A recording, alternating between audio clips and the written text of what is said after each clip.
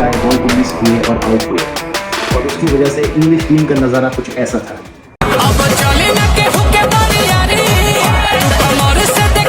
दर्शकों, welcome back to champions a trophy. मैं हूं टीडी और हमारे साथ आज नहीं है एमजे, तो you are stuck with me for today. बात करेंगे आज के दिन की। आज का दिन मुझे तो मेरे बचपन की याद दिला दिया। मुझे फिर से वो 90s का दौर याद आ गया जब भारत 180 190 भी चेज नहीं कर पाती थी फाइनल पे।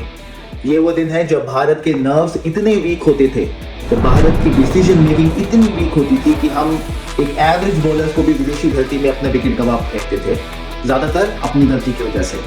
इसके बारे में बात करेंगे, पर पहले इंग्लैंड ने कल अपनी पारी की शुरुआत की 2 रन से और आज वो 192 रन पे ऑल आउट हो गए करीबन 62 ओवरों में। इंग्लैंड ने शुरू में अपने विकेट गंवाए फास्ट बॉलर्स की वजह से, और लास्ट में अपने 5 विकेट वो सिर्फ 38 रन पे खो बैठे और 192 पे ऑल आउट हो गए।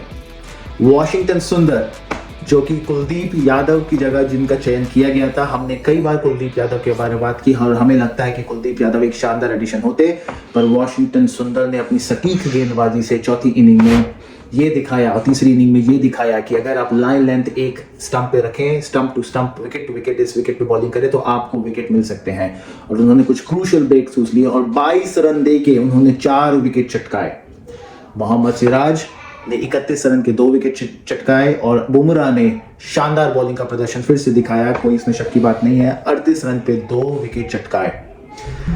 इस बॉलिंग प्रदर्शन के बाद भारत के पास अभी लक्ष्य था 193 रन का, 192 रन का, और पारी की शुरुआत जैसे कि मैंने कहा अच्छी नहीं रही। पहला ओवर मुझे लग रहा है कि केएल राहुल ने अच्छे से खेला, पर दूसरा ओवर यशस्वी जायसवाल ने जो गलती की वो जैसे कि मैंने कहा पुराने ज़मानों की याद दिला दी, 1990 की याद दिला दी।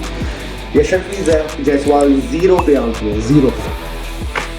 और आप अगर देखें कि वो कैसे आउट हुए तो आप सरप्राइज रह जाएंगे कि भाई कोई इंटरनेशनल प्लेयर ऐसा कैसे कर सकता है। ये वो केस था जहां पे आप फर्स्ट टाइम एक फास्ट बॉलर को खेल रहे हैं चौथी इनिंग में। पहला ओवर है उनका, जोफ्रा आर्चर का पहला ओवर है, वो सबसे तेज गेंदबाज है इंग्लैंड के। दूसरी तीसरी गेंद में आपने एक ऐसा रैश शॉट खेला जिसका खुद एक्सप्लेनेशन एक्सपर्ट्स के पास नहीं है। एज अ बैट्समैन बॉल जो थी वो ऑफ स्टंप के बाहर पिच हुई, थोड़ी सी शॉर्ट लेंथ थी, थोड़ा सा विकेट के बाहर थी। उस बॉल पे कट मारा जा सकता था, स्लाइस किया जा सकता था, स्लिप के ऊपर वो सीधे 4 जा सकती थी अगर आपको आक्रामक क्रिकेट खेलना था। पर जायसवाल ने जो शॉट खेला उसकी व्याख्या करना मुश्किल है। उनकी नजरें जैसे कि आप पिक्चर में देख सकते हैं, फोटो में देख सकते हैं, मिड ऑफ की तरफ, और उनके बल्ले से जब कांटेक्ट बना बॉल का तो ऐसा लग रहा था कि जैसे वो मिड ऑफ के ऊपर मारने की कोशिश कर रहे हैं। जब उनका बल्ला हाथ पे घूमा तो ऐसा लग रहा था कि जैसे वो स्क्वायर लेग पे मारना चाह रहे हैं, पुल खेलने की कोशिश कर रहे हैं। फिर किंतु का डिस्क्रिप्शन पढ़े तो ऐसा लग रहा है कि वो कट खेलना चाह रहे हैं। जब मैंने उसको देखा फर्स्ट टाइम तो मुझे लगा कि इसकी आंखें कहाँ हैं और ये खेलना क्या चाह रहे, करना क्या चाह रहे थे, बॉल को पता नहीं चला। इस असमंजस की स्थिति में बॉल टॉप एज को लगी और वो कैच दे बैठे। दूसरा विकेट गिरा करुण नायर का, और करुण नायर ने मुझे लगा कि जोफ्रा आर्चर को फिर से थोड़ा सा ठीक से खेला और उनके ड्राइव्स भी अच्छे हो रहे थे, पर अचानक मुझे लग रहा है कि कंसंट्रेशन लैप्स हुआ, मिस जजमेंट हुई। क्रिस वोक्स की एक बॉल को उन्होंने गलत तरीके से जज किया और उस मिस जजमेंट की वजह से वो शॉट नहीं खेले और बॉल उनके पैरों पर लगी और वो आउट हो गए। मुझे लग रहा है करुण नायर 2-3 मैचों से मुझे हर स्टार्ट मिल रही है उनकी 30, 40, 20 रन बना रहे हैं, पर वो स्कोर को कन्वर्ट नहीं कर पा रहे हैं। और उनके लिए ये बहुत ज़रूरी होगा अगर अगले टेस्ट मैच में उनको मौका मिलता है कि वे एक लंबी पारी खेले। इस बार कोई और जिम्मेदार नहीं होगा उनके एक्सक्लूजन के लिए और उनको हटाने के लिए, वो खुद जिम्मेदार होंगे और उनको जिम्मेदारी लेनी होगी और अपने फैसलों को और कड़ा करना पड़ेगा रन बनाने के लिए।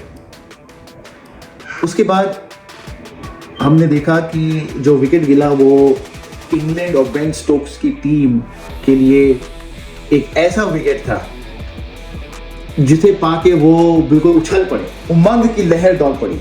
जब शुभमन गिल विकेट पे आए तो आपने देखा कितनी बातें चल रही थी। वहां पे बेन डकेट क्रॉस करते हुए गए और बोल के गए शुभमन गिल को कि भाई इसने बना लिए 600 रन बना लिए, इसने इनका हो गया। और शुरू की कुछ बॉलें ऐसे ही लगी, ऐसा लगा कि जैसे शुभमन गिल लेजी थे गेम पे। हमने पहले भी बात की है कि शुभमन गिल का जो स्टाइल है वो वीवीएस लक्ष्मण की जैसा है और वो कई बार आपको ऐसे इंडिकेशन देते हैं कि वो थोड़ा सा बॉल पे लेट हो रहे हैं। और मुझे लगा कि आज वो काफ़ी कुछ वैसे ही इंडिकेशन था। उनका एक कॉट बिहाइंड का पीछे स्लीपर कैच की अपील हुई थी, जो कि थर्ड अंपायर पे गया, अंपायर ने आउट दिया था, थर्ड अंपायर पे गया, डीआरएस पे गया, डीआरएस पे वो उसको रिजेक्ट कर दिया गया था। उस बॉल पे भी वो थोड़ा सा लेजी थे, थोड़ा सा लेट आए थे।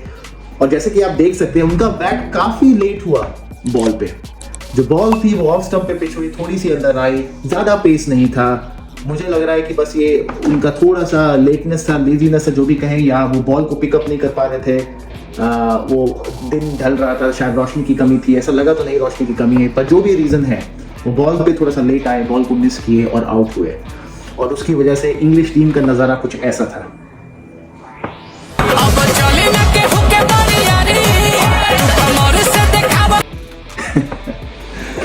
उसके बाद आकाशदीप आए बैटिंग करने के लिए और आकाशदीप ज़्यादा देर सर्वाइव नहीं कर पाए।